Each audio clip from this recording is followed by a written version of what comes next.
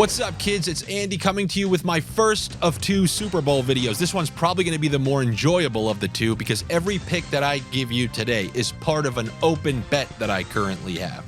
An open bet that I've had since last Friday when the NHL skills competition took place. Now, typically, and I would still advise, don't bet on things like all-star games unless you have to. But I'm sitting there, I'm about to watch it, and on the Patreon, people were saying what they liked, and they asked me if I liked anything. The only thing I was like, look, you're a little wild to be betting on all-star skills competitions, but the only thing I kind of like is McDavid to win fastest skater. And then I actually opened up the app, and I was looking at the odds on these contests, and when I saw Connor McDavid at like plus 600 to win the accuracy shooting, he went 4 for 4 last year.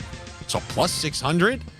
He's absolutely the fastest skater in the league, but the stick handling competition, it requires one leg where you have to be skating fast. So I'm like, McDavid has such an advantage over everyone, and if it's for $1 million, even if there's this much motivation, I bet you he takes 1, 2 events, maybe the whole thing. So I did several 2-game parlays with Connor McDavid winning several different events. Smaller amounts, but I said I'm going to pair Connor McDavid with some Super Bowl bets that I like, and in the event that he wins one, I'll have some bigger payouts waiting for me for the Super Bowl, so I don't have to place these massive straight wagers. Well, sure enough, McDavid won every single event that he partook in. Not every single one, but the ones I bet on accuracy, stick handling, and to win the thing overall.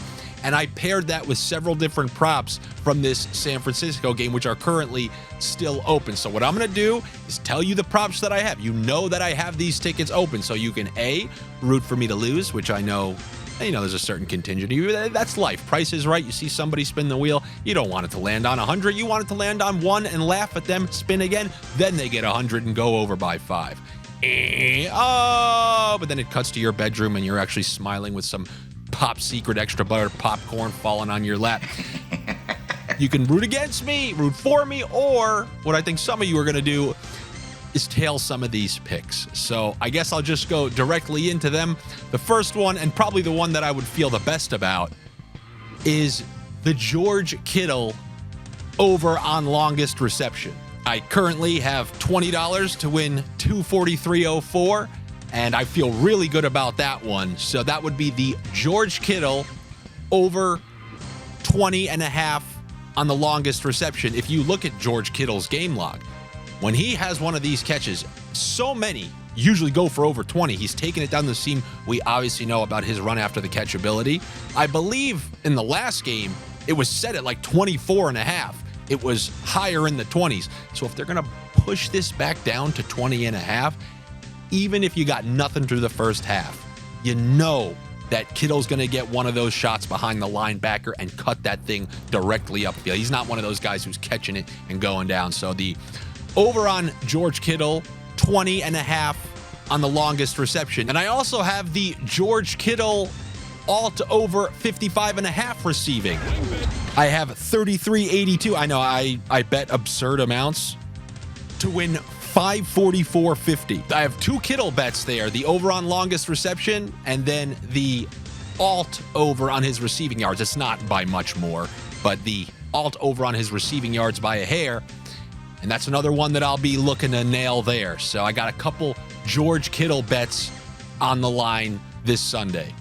Next up, my guy Deebo Samuel. You're going to die laughing at all these bets. It's the same bet in a million different varieties that are tied to decent payouts. And some can hit, all can hit, none can hit. It's going to be pretty funny. But the first one I have is Deebo Samuel, first quarter rushing over 3.5. And this is $25 to win $225.75. So basically, for this bet, I'm hoping the Niners, get 2 drives in the opening quarter. And with Deebo Samuel, you guys know how I feel. He is always their key to winning these games. And in must-win situations, must-win games, they script a whole bunch of ways to get him the ball. If he's not making a bunch of catches, they will give him a couple chances on end arounds. He had a couple carries last game. The only thing last game I was worried about was how healthy was he. You showed me that he was healthy. Now he's had 2 weeks of rest. There's got to be an unleashed Deebo in this game, and I think he's going to get a couple chances on the ground. 3.5 rushing yards. I'm hoping 1 carry does it for him in the first quarter. But that's not the only Deebo one I got. That's kind of just a funny 3.5 in the first quarter. And then I also have over 7.5 rushing yards for the first half. $15 to win $245. So I need 3.5 in the first quarter or 7.5 rushing yards in the first half. So we have hundreds of dollars tied to early Deebo Samuel rushes. I was looking for rushing attempts, couldn't even really find them at the time that I placed these bets. So those are 2 Deebo Samuel first half rushing bets. Is that all of them though? Could there be even more Deebo Samuel rushing bet? Of course. How about the alt over on Deebo Samuel rushing over 18.5? $15 to pay $234. So that's 3 bets now tied to Deebo Samuel's rushing. If they decide not to give him a single one, price is right, and some of you guys are cheering in the middle of the night.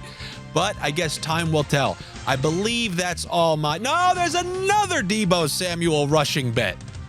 This is wild. This one is like, oh my God, this guy's really doing this. Well, it's a little sprinkle, little spritz.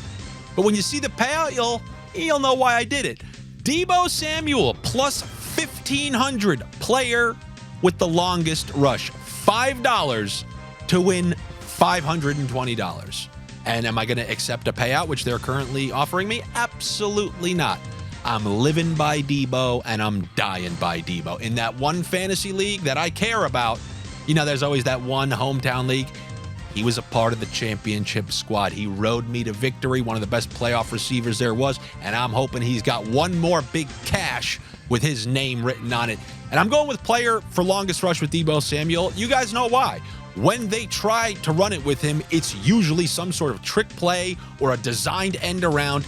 And if the opening is there, many times he takes it a long way. When you think about the 2 defenses these running backs are facing with Pacheco and McCaffrey, yes, McCaffrey is capable of busting a long run.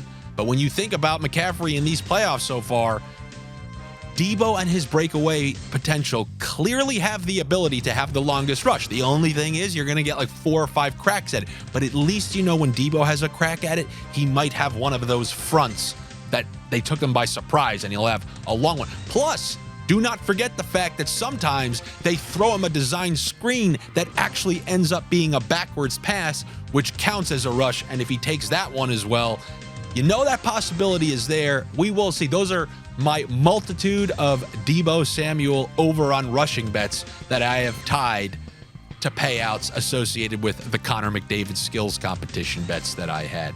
Then I also have the over 8.5 receiving yards for Christian McCaffrey in the first quarter. I have $20 to win $248.18. And you guys know what my thought is there. Brock Purdy did not play particularly well in the first 2 games, especially early. So what do you do if your quarterback needs to build up some early confidence? Of course, check downs to McCaffrey, check downs to Deebo, hand off to the both. But I'm hoping 1 catch. Probably going to need 2, but I'm hoping 1 catch in the first quarter gets us there. And I know there's a little bit luck involved, coin toss, defer, but hopefully the Niners get the first possession. But Deebo and McCaffrey obviously is where you guys are seeing the chunk of my bets going in terms of how I think the 49ers are going to start this game and go forward. Yes, I do think Kittle's going to be involved. My guess would be either extremely early, taking them by surprise, or like we saw last game, it will be, once they establish a run game, play action, and then he gets behind the linebackers and cracks one for like 20-something. I do have one more for you, though. I have the Connor McDavid accuracy shooting winner plus 600 with San Francisco 49ers to win the first half, but the Chiefs to win the game. Essentially a repeat of the last Super Bowl. If the Niners go up early and then Patrick Mahomes makes those halftime adjustments or pulls something out of his ass in the fourth quarter like he did in that last time they played the Super Bowl, then I got $10 to win $525. And you bet your ass I'm not taking that $63 cash out. So those are the bets that I currently have. You can tail them. You can Price is Right style root against me to go over. Whatever it may be, I thought it would be enjoyable for you guys to know, because I know you people, you think, oh, he just tells us to bet these things. He never. That's on the line. And if you think I'm lying when we're all dead, if they show us a chart who was lying, who was not lying, those bets are currently in. They're pending. And you can either, hop on board or, you know, it makes no difference to me. The only thing that matters to me is that you guys are enjoying these videos and you're subscribed to my YouTube channel. You tell some friends about it. Hopefully you guys are enjoying it. And you know what? You get maybe a little bonus information at the end. Like I did my Wednesday NHL best bets video. Did it last night. And I said I love the Rangers against the Tampa Bay Lightning. We got Shesterkin playing. Well, Shesterkin's not starting. Jonathan Quick is starting. And that makes me like the Rangers considerably less.